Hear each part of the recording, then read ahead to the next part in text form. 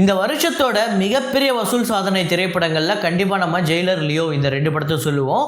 இந்த 2 படமே 600 கோடிக்கு மேலே வசூல் செய்த படம், வசூல் சாதனை படைத்த படம், மிகப்பெரிய லாபம், மிகப்பெரிய ஷேர் எடுத்த படம்.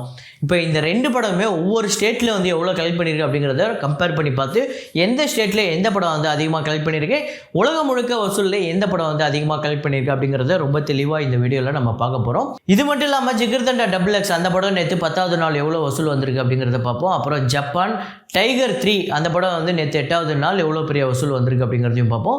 ஸோ இன்னும் சில படங்கள் அந்த படங்களோட கலெக்ஷன் எவ்வளோ அப்படிங்கிறத பார்ப்போம். அப்புறம் இன்றைக்கி வந்து இன்னொரு முக்கியமான படம், எனக்கு ரொம்ப பர்சனல் ஃபேவரட் படம், நினைத்தேன் வந்தா 1998ஆம் ஆண்டு தளபதி விஜய் அவர்களோட நடிப்பில் வந்து ஒரு வேறு லெவல் சூப்பர் டூப்பர் ஹிட்டான படம். அந்த படத்தோட பட்ஜெட் என்ன, வசூல் என்ன, ஷேர் என்ன, அந்த படத்தை பற்றி சில விஷயங்கள் பேச வேண்டியது இருக்குது. ஸோ வீடியோக்குள்ள போகிறதுக்கு முன்னாடி நம்ம சேனலை நீங்கள் சப்ஸ்கிரைப் பண்ணலாம் அப்படின்னா பண்ணிவிடுங்க, பக்கத்தில் இருக்க பெல் ஐக்கனை அப்படியே ப்ரெஸ் பண்ணிவிடுங்க. வாங்க வீடியோக்குள்ளே போகலாம். நேற்று வீடியோவில் நான் ஒரு ஃப்ரேம் ஒன்று வச்சுருந்தேன், அதை நிறைய பேர் கரெக்டாக கெஸ் பண்ணியிருந்தீங்க. அது என்ன ஃப்ரேம், என்ன படம் அப்படிங்கிறத பார்த்துட்டு வாங்க.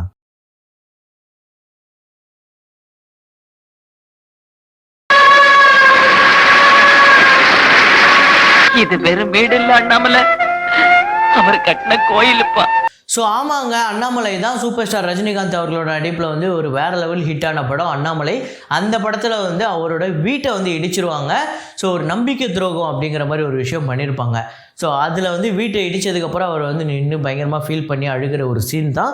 ஸோ அதை கரெக்டாக கண்டுபிடிச்ச முதல் 5 பேர் யார் அப்படின்னு பார்த்தீங்கன்னா எட்வின் தாஸ், அப்புறம் திருப்பதி திம்மராயன், ராஜா, தினேஷ்குமார், அபிலா ஸ்டூடெண்ட் அப்படிங்கிற இந்த 5 பேர் தான் வந்து முதல்ல கமெண்ட் பண்ணியிருக்காங்க. இன்றைக்கான ஃப்ரேமை பாருங்கள், கெஸ் பண்ணுங்கள்.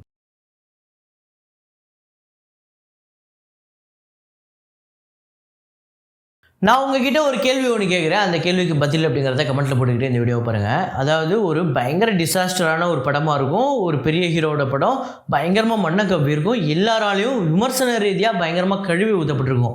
ஆனால் அந்த படத்தில் எனக்கு இந்த ஒரு விஷயம் மட்டும் எனக்கு பிடிக்குங்க அப்படின்னு சொல்லிட்டு நீங்கள் ஏதாவது ஒரு பெரிய டிசாஸ்டரான ஒரு படம், பெரிய ஃப்ளாப்பான படம், மக்களால் பயங்கரமாக விமர்சனத்துக்கு உள்ளான ஒரு படத்தில் எனக்கு இந்த சீனு, இவங்க இப்படிப்பட்ட ஒரு காட்சி வச்சுருப்பாங்க, இந்த படத்தில் இந்த கேரக்டர் வந்து மட்டுமே தனியாக சூப்பராக இருக்கும் அப்படின்னு சொல்லிட்டு நீங்கள் ஒரு விஷயம் சொல்லணும்னா எந்த படத்தில் என்ன காட்சி, என்ன கேரக்டர் அப்படிங்கிறத நீங்கள் குறிப்பிட்டு சொல்லலாம். அது என்ன அப்படிங்கிறத சொல்லுங்கள். உதாரணத்துக்கு நான் சொல்லணும் அப்படின்னா எனக்கு வந்து வலிமை. ஸோ வலிமை வந்து பயங்கரமாக வந்து விமர்சன ரீதியாக பயங்கரமாக தாக்குதலை பெற்ற படம். ஆனாலுமே எனக்கு அவங்க சொன்ன அந்த கரு இருக்குல்ல, அந்த குட்டி அப்படிங்கிற அந்த ஸ்டோரி, அதாவது குட்டி அப்படிங்கிறவர் அஜித் சாரோட தம்பி. ஸோ அவரோட கேரக்டரை வந்து பயங்கரமாக டிசைன் பண்ணியிருப்பாங்க. அவரோட கேரக்டரே என்ன அப்படின்னா, அவர் வந்து ரொம்ப இந்த குடும்பத்தில் இருந்து வேலை வெட்டி பார்க்காம அப்படியே சும்மா எப்போ பார்த்தாலும் ஊர் சுற்றிக்கிட்டு ஃப்ரெண்ட்ஸோடு சேர்ந்து வேறு வழி இல்லாமல் திருட்டு போகிற அப்படி ஒரு கதையை ரெடி பண்ணல. ஆக்சுவலாக ரொம்ப டீப்பாக போய் பார்த்தோம் அப்படின்னா நிறையா குட்டிகள் நம்ம சமுதாயத்தில் இருக்காங்க. அதாவது ஒரு இன்ஜினியரிங்கோ இல்லை ஏதோ ஒரு படிப்பை படிச்சுட்டு அதுக்கு ஏற்ற வேலை கிடைக்காம சுற்றி சொந்தக்காரங்களாலேயோ ஃப்ரெண்ட்ஸாலேயோ இல்லை சுற்றி இருக்கக்கூடிய நெய்பர்ஸாலேயோ பயங்கரமாக பாதிக்கப்பட்டிருப்பாங்க. என்ன ஒன்று நீ கல்யாணம் பண்ணலையா, ஒரு வேலைக்கு போகலையா, என்ன பண்ணுற, ஏது பண்ணுற, உங்கள் வீட்டில் உங்கள் அப்பா எப்படி கஷ்டப்படுறாரு அப்படின்னு சொல்லிட்டு ரொம்ப அந்த பையன் மேலே பயங்கரமான ஒரு ப்ரெஷரை போட்டு அமுக்கி அந்த பையன் எப்படியாவது சம்பாரிச்சே ஆகணும், பணம் தான் எல்லாமே முக்கியம் அப்படிங்கிற மாதிரி அந்த பையனுக்கு மண்டையில் ஒன்று ஏற்றி விட்டுட்டு கடைசியில் அந்த பையன் ஒரு பெரிய தவறு செய்கிறதுக்கு போய் நேரிடும். ஸோ அந்த மாதிரி குட்டிகள் நம்ம ஊரில் நிறைய பேர் இருக்காங்க. அதை இன்னும் கொஞ்சம் டீப்பாக இன்னும் நம்ம எல்லாருக்கிட்டையும் கொண்டு வந்து அந்த கேரக்டரை பெருசாக காமிச்சிருக்கணுமோ அப்படின்னு எனக்கு தோணுச்சு. ஆனால் வலிமை படத்தில் எனக்கு அந்த குட்டிங்கிற அந்த தனி கதாபாத்திரம் மட்டுமே ரொம்ப பர்சனலாக எனக்கு ஃபேவரட். ஸோ இது மாதிரி நிறைய பேர் நோட் பண்ணாமல் உங்களுக்கு தனியாக ஃபேவரட் இருக்கும், அது என்ன அப்படிங்கிறத கமெண்ட்டில் போடுங்க. ஸோ வசூலுக்குள்ளே போயிடலாம். ஹங்கர் கேம்ஸ் அந்த படத்தோட Day 3 கலெக்ஷன் இந்தியாவில் 14 லட்சம், வேர்ல்டு வைடு $79 மில்லியன். இது வந்து 658 கோடி. நேற்று ஞாயிற்றுக்கிழமை ஒரு பெரிய வசூல் எடுத்திருக்கு. ஆனாலுமே இது பத்தாது அப்படிங்கிறது தான் உண்மை. இந்தியா முழுக்க இந்த படம் 71 லட்சம். ஸோ இந்த வருஷத்தில் வந்த ஹாலிவுட் படங்களே இதுதான் ஒரு மோசமான இந்தியா ஹாலிவுட் கலெக்ஷன். ஹாலிவுட் படங்கள் இந்தியாவில் வந்ததுலேயே ஒரு மோசமான கலெக்ஷன். வேர்ல்டு வைடு இந்த படம் $98.1 மில்லியன். ஸோ வரப்போகிற நாட்களில் பார்க்கலாம் இந்த படம் வந்து ஒரு பெரிய வசூல் எடுக்குதா, லாபகரமான படமாக அமைதானே. ஸோ 12th ஃபெயில் அந்த படத்தோட 24வது நாள் வசூல் இந்தியாவில் வந்து 65 லட்சம், வேர்ல்டு வைடு 74 லட்சம். இந்தியா முழுக்க 34 கோடியே 80 லட்சமும், வேர்ல்டு வைடு 37 கோடியே 16 லட்சம். நேற்று வேர்ல்டு கப்பு, அதனால் தேட்டர் மோஸ்ட்லி நிறையா தேட்டர் வந்து நிறையா படங்களை வந்து பயங்கரமாக வசூல் மண்ணை கவிடிச்சு. பெரிய பெரிய படங்களாக இருக்கக்கூடிய ஞாயிற்றுக்கிழமை வசூல் இந்த அளவுக்கு வந்து பயங்கர டவுன் ஆனது நேற்று வந்து வேர்ல்டு கப்னால தான். வேர்ல்டு கப்பு ஸோ ஒரு முக்கியமான ஒரு விஷயம் இருந்தாலும் இது ஒரு ஸ்போர்ட்டு தான். ஸோ இதில் ஜெயிக்கிறது தோக்குறது எல்லாமே ஒரு ஹேப்பனிங் தான். ஸோ அது அவ்வளோ சீரியஸாக எடுத்துக்க வேண்டாம். இருந்தாலும் இந்தியா ஜெயிச்சிருந்தா இன்னும் கொஞ்சம் பெரிய சந்தோஷமாக இருந்திருக்கும். எனக்கு உங்களுக்கு எல்லாருமே வந்து இன்னும் உற்சாகமாக இருந்திருக்கும்.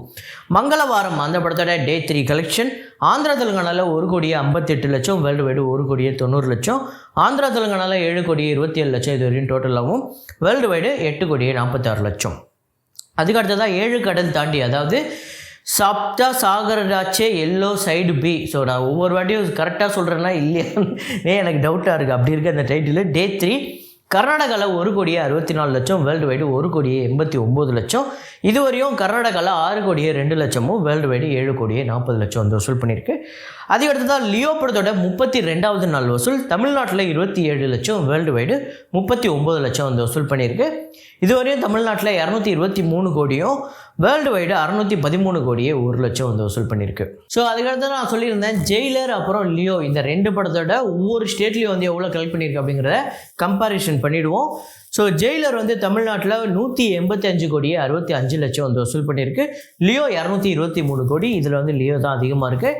ஆந்திரா தெலுங்கானாவில் 81 கோடியே 28,00,000 ஜெயிலர், லியோ வந்து 52 கோடி 7,00,000. ஸோ ஜெயிலர் இதில் அதிகமாக இருக்குது. கர்நாடகாலையுமே ஜெயிலர் தான் அதிகமாக இருக்குது, 64 கோடி 25,00,000. லியோ வந்து 44 கோடியே 39,00,000 வந்து வசூல் பண்ணியிருக்கு.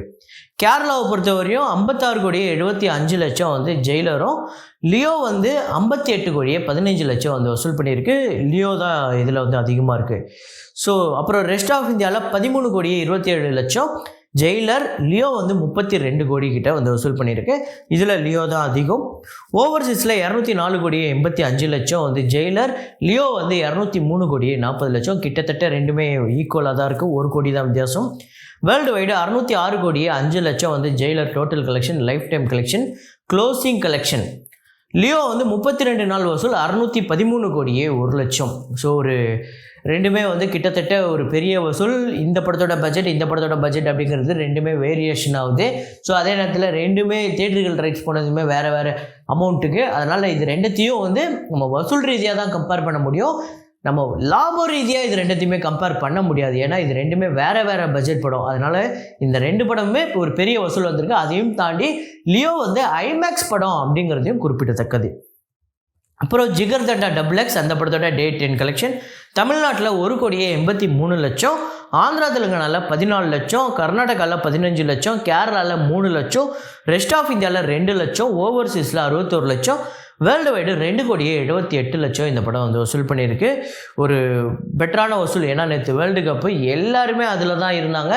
எல்லாருமே வேறு எதையுமே பார்க்கல. அதில் பார்த்துட்டு ஐயோ ஜெயிக்குமா விக்கெட் விழுவுமான்னு சொல்லிட்டு அதிலே தான் ஃபுல்லாகவே இருந்தாங்க. 2 மணிலேருந்து நைட் வரையும் யாருமே வேறு எந்த எண்ணமுமே இல்லை, ஃபுல்லாக வேர்ல்டு கப்பில் இருந்தாங்க. அதையும் தாண்டி தமிழ்நாட்டில் 1 கோடிக்கு மேலே, அதாவது 1,80,00,000 கிட்ட வசூல் பண்ணதுங்கிறது பெரிய விஷயம்.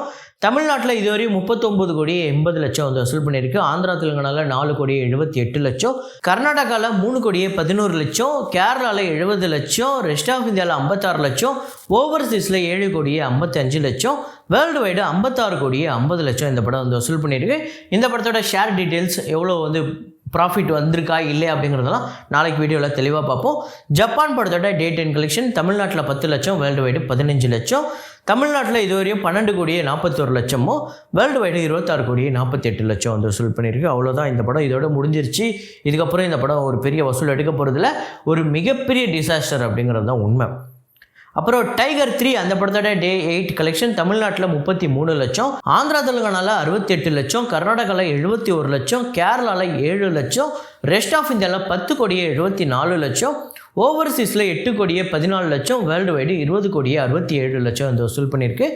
தமிழ்நாட்டில் இதுவரையும் டோட்டலாக 4 கோடியே 6,00,000, ஆந்திரா தெலுங்கானாவில் 15 கோடியே 90,00,000, கர்நாடகாவில் 16 கோடியே 92,00,000, கேரளாவில் 2 கோடியே 37,00,000, ரெஸ்ட் ஆஃப் இந்தியாவில் 231 கோடியே 56,00,000, ஓவர்சீஸில் 97 கோடியே 34,00,000 வந்து வசூல் பண்ணியிருக்கு. வேர்ல்டு வைடு இந்த படம் 368 கோடியே 15,00,000 8 நாளில் வசூல் பண்ணியிருக்கு. ஒரு சூப்பரான வசூல். இந்த படத்தோட ஷேர் டீட்டெயில்ஸுமே வந்து நம்ம நாளைக்கு தெளிவாக பார்ப்போம். அப்புறம் இந்த படம் வந்து ரெஸ்ட் ஆஃப் இந்தியாவில் தான் ஹிந்தி பெல்ட்டில் நேற்று வந்து 10 கோடி கிட்ட தான் வந்து வசூல் பண்ணியிருக்கு. ஆக்சுவலாக சண்டே வந்து இன்னும் ஒரு 25 கோடி கிட்ட வரும் அப்படின்னு எதிர்பார்க்கப்பட்டது. ஆனால் வேறு வழி இல்லை. India versus Australia final match. So அதில் தான் மக்கள் எல்லாருமே ஆர்வத்தை காட்டுவாங்க. அதையும் தாண்டி இவ்வளோ பெரிய வசூல் வந்திருக்குது பெரிய விஷயந்தான். ஸோ இப்போதைக்கு டைகர் 3 அப்படிங்கிறது ஒரு சூப்பரான வசூல் எடுத்திருக்கு. இந்த படம் எவ்வளோ ஷேர் வந்திருக்கு, எவ்வளோ வந்து கலெக்ட் பண்ணியிருக்கு, எவ்வளோ ப்ராஃபிட் வந்திருக்கு அப்படிங்கிறதெல்லாம் நாளைக்கு வந்து ரொம்ப தெளிவாக பார்ப்போம். அப்புறம் நான் சொல்லியிருந்தேன் நினைத்தேன் வந்தாய் 1988ஆம் ஆண்டு வந்த படம். ஸோ என்னோடய பர்சனல் ஃபேவரட் படம். இந்த படம் நீங்கள் பார்த்தீங்க அப்படின்னா உங்களுக்கு அவ்வளோ நீங்கள் ஏதாவது பயங்கர ஸ்ட்ரெஸ்ஸோடு இருக்கீங்க அப்படின்னா இந்த படத்தை பார்த்தீங்கன்னா அவ்வளோ லைட் ஹார்ட்டடாக வந்து நீங்கள் ஃபீல் பண்ணுவீங்க. ஒரு ஃபீல் குட் மூவி. அதே மாதிரியே ஒரு பயங்கரமான ஒரு லவ் ஸ்டோரி. என்னென்னா அதான் அக்கா தங்கச்சி 2 பேர் இருப்பாங்க. இவர் ஆல்ரெடி தங்கச்சியை லவ் பண்ணிகிட்டு இருப்பார். ஆனால் அதே வீட்டில் இவங்க வீட்டில் ரொம்ப ஃபோர்ஸ் பண்ணி அந்த வீட்டில் இருக்கக்கூடிய பொண்ணோட அக்காவே இவருக்கு திருமணம் ஏற்பாடு பண்ணுவாங்க. அதையும் தாண்டி இவர் எப்படி காதலில் ஜெயிச்சார், அந்த பெண்ணுக்கு இவர் என்ன பதில் சொன்னார் அப்படிங்கிறது தான் இந்த படத்தில் அவ்வளோ காமெடியாக இருக்கும். பாட்டு ஒன்றும் அப்படி இருக்கும். தேவயானி இந்த படத்தில் பயங்கரமாக நடிச்சிருப்பாங்க. எனக்கு இந்த படத்தில் அவங்கள ரொம்ப பிடிக்கும். அதே நேரத்தில் இந்த படத்தில் எல்லா பாட்டுமே சூப்பர் டூப்பர் ஹிட்டு. எனக்கு எல்லா பாட்டுமே பர்சனல் ஃபேவரெட்டு. நான் எத்தனை தடவை போட்டாலும் அப்படியே இந்த மொத்த ஆல்பத்தையும் ரிப்பீட்டாக ஒரு நாள் ஃபுல்லாக கேட்க சொன்னாலுமே கேட்பேன். அவ்வளோ பர்சனல் ஃபேவரெட்டு. இந்த படம் வசூல் ரீதியாக அவ்வளோ பெரிய ஹிட்டுனா ஒரு எஸ்டிமேட்டட் கலெக்ஷன் தான் இது. இந்த படத்தோட பட்ஜெட் 1 கோடி. அப்ராக்சிமேட்டாக இந்த படம் வந்து 4 கோடி கிட்ட வந்து கலெக்ட் பண்ணியிருக்கு. ஷேர் பார்த்திங்க அப்படின்னா 2,40,00,000. ஸோ ஒரு சூப்பர் டூப்பர் ஹிட்டு. இந்த படம் இந்த சமயத்தில் பயங்கரமாக கொண்டாடப்பட்ட ஒரு படம். எல்லா பாட்டுமே சூப்பர் டூப்பர் ஹிட்டு. இப்போ கூட நீங்கள் இந்த படத்தை உட்காந்து பார்த்தீங்கன்னா உங்களுக்கு போர் அடிக்காது, அந்த அளவுக்கு இருக்கும் இந்த படத்தோட ஸ்க்ரீன் பிளே. ஸோ வேறு லெவல் சூப்பர் டூப்பர் ஹிட்டு. இந்த படம் உங்களுக்கு எத்தனை பேருக்கு ஃபேவரட் அப்படிங்கிறத கமெண்ட்டில் போடுங்க. ஸோ இதே மாதிரி ஒரு வீடியோவில் இதே மாதிரி ஒரு கலெக்ஷன் ரிப்போர்ட்டில் மீண்டும் நான் உங்களை சந்திக்கிறேன். Signing off Rahman.